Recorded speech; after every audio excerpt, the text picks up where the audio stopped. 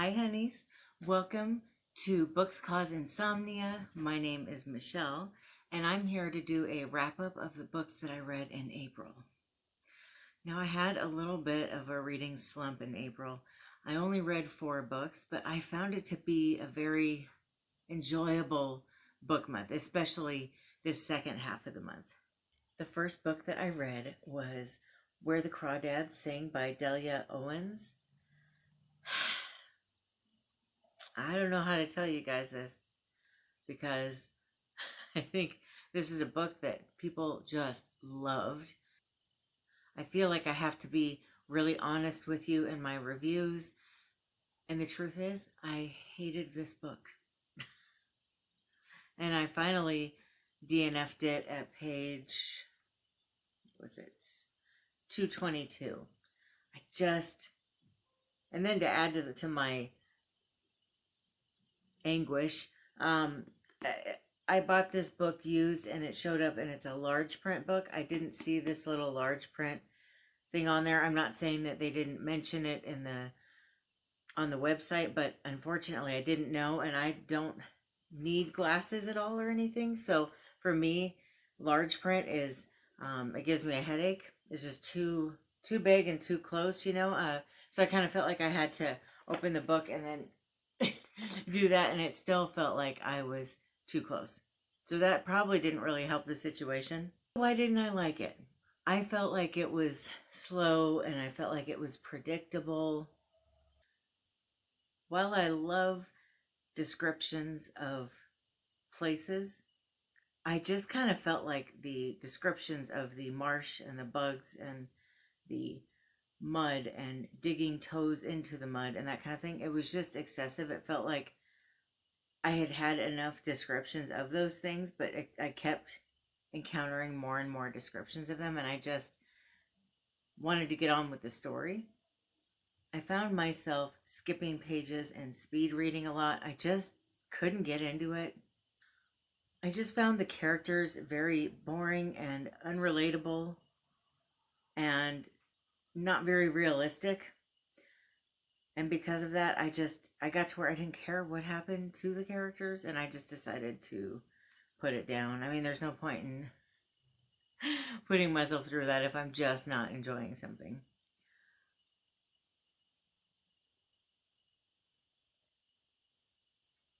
I think that that's the beauty of books, movies, music, everything, is that not everything is for everyone. It's just not my thing.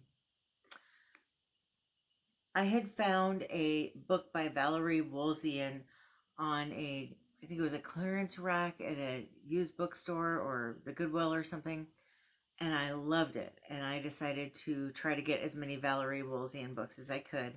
This was the next book in that series. This book has a copyright from 1995, the year I graduated from high school. It's a little while ago. Gosh, some people watching might not have even been born yet then. In this book, the main character, Susan, and her husband, Jed, have decided to turn their children's being away for a few weeks into kind of like a romantic getaway, but at home. And they end up having I think it was a pipe bursting. And so they have to completely remodel a huge chunk of their house while the kids are gone, which kind of kills the romantic vibe. And then the town's hated building inspector ends up murdered, and she can't resist trying to figure out who killed him. That's what the book's about. It was fun reading about remodeling. Sometimes it felt like that was a bigger part of the book, though, than the actual mystery. This is supposed to be a cozy mystery, and it didn't really feel like one to me so much. Because of that, it was kind of a slow read for me. I liked it. I didn't love it. I'm going to give it 3 stars.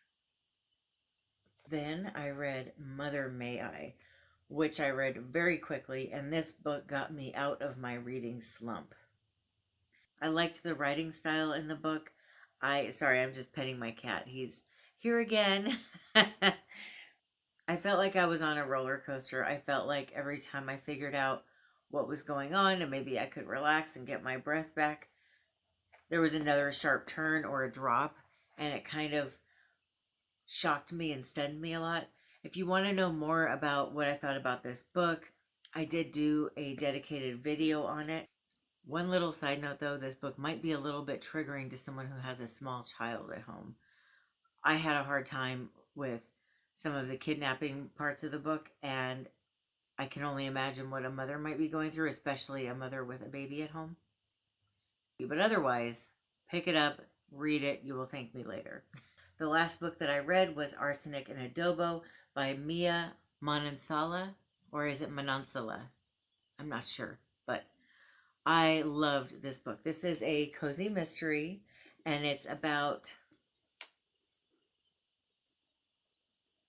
a lady named Lila who moves back home to a small town, and immediately her ex-boyfriend gets killed, and they think that she did it. And so she's trying to prove that it wasn't her and find out who did do it throughout the book. It was just such a fun, wonderful, cozy mystery. I think this is her first book, too. And it's the first in a series. The series is called Tita Rosie's Kitchen.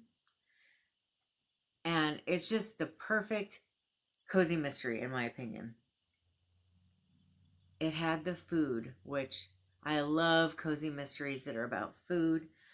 It made me want to go eat some Filipino food. There's a lot of references to not just Filipino food, but Filipino culture, which I loved. I love learning about cultures that are different than mine. There's a whole section in the front of the book here, which I thought was wonderful, where she put a glossary and pronunciation of different words. Also, in the back of the book, there's a few recipes that you can try, which I love when books have recipes in the back.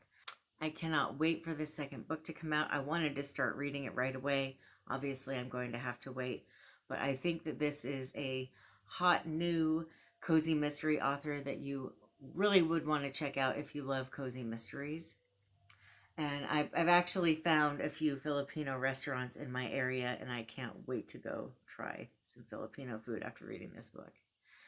I gave this book 5 out of 5 stars, and I was quite surprised. Usually the first book in a series, especially with cozy mysteries, are usually a 3-star for me. They're usually a little bit boring. They're usually a little bit slow, but this one was not, and I was really happy about that. I found it to be just a very fun, exciting read, and then also with all the food and culture references, I really loved it.